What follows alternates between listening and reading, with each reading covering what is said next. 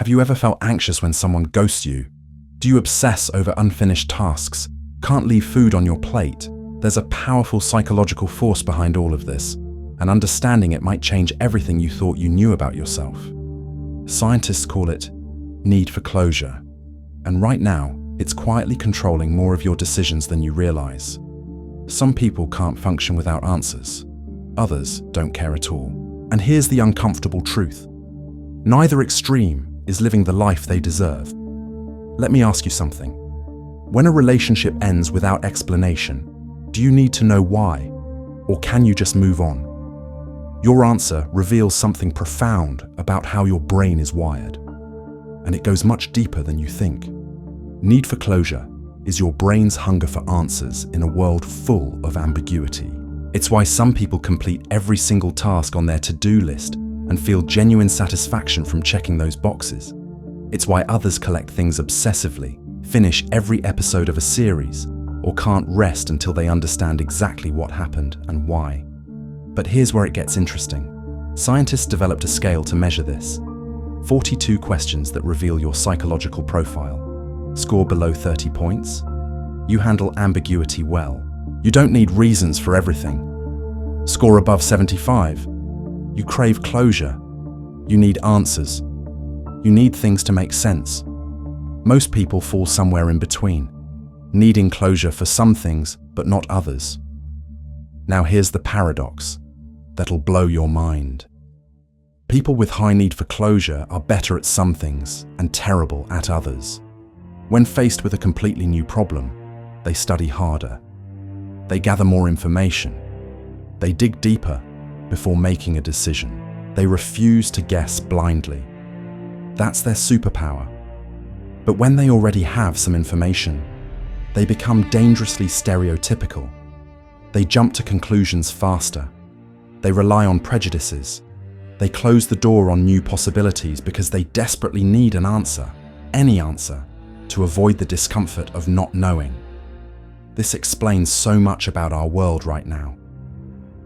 High need for closure correlates with authoritarianism and xenophobia. Why? Because when you already know your culture, your group, your tribe, you categorize outsiders quickly, not because you're rushing, but because you need that answer. You need to know who belongs and who doesn't. People with low need for closure, they're more creative, more open, less susceptible to bias, but they also miss opportunities. They let things slide. They don't learn from experience because they're comfortable never knowing why something happened. They're passive, disconnected. Neither extreme wins. Both lose in different ways. In the workplace, this becomes critical. Managers with high need for closure are assertive, controlling, always asking why you're doing what you're doing. Managers with low need for closure give you autonomy, delegate freely, don't micromanage. And here's the key. It only works when boss and employee match, high with high, low with low. Mismatch creates conflict, frustration, breakdown. But we're just scratching the surface, because this isn't really about completing tasks or answering questions. Scientists now believe need for closure connects to something much more primal, our fear of death. Think about it. The ultimate ambiguity, the ultimate unanswered question. What happens when we die? Every human culture throughout history has created systems to answer this question. Religion, legacy, fame, meaning. Anthropologist Ernest Becker spent his life studying this. He fought in World War II, helped liberate a concentration camp, then dedicated himself to understanding why humans are so desperate for meaning. He wrote his masterpiece, The Denial of Death, and won the Pulitzer Prize 2 months after dying from cancer. In his final interview from his deathbed, he said this was his chance to show how someone dies with dignity. Becker's theory? We're the only organisms who care about being irrelevant. Animals fear death instinctively, but humans fear meaninglessness. We can't accept that we're just another insignificant organism in an indifferent universe. So we create heroism. We search for ways to matter. Religious heroism, finding meaning through God, through faith, through ritual. But this leads to tribalism, holy wars, Us versus them. Cultural heroism, becoming an influencer, an artist, a celebrity, leaving a mark, being remembered. But this creates alienation. Followers worship, leaders manipulate. Everyone loses themselves. Personal heroism, being the best parent, the best worker, the master of your own destiny. But this is impossible.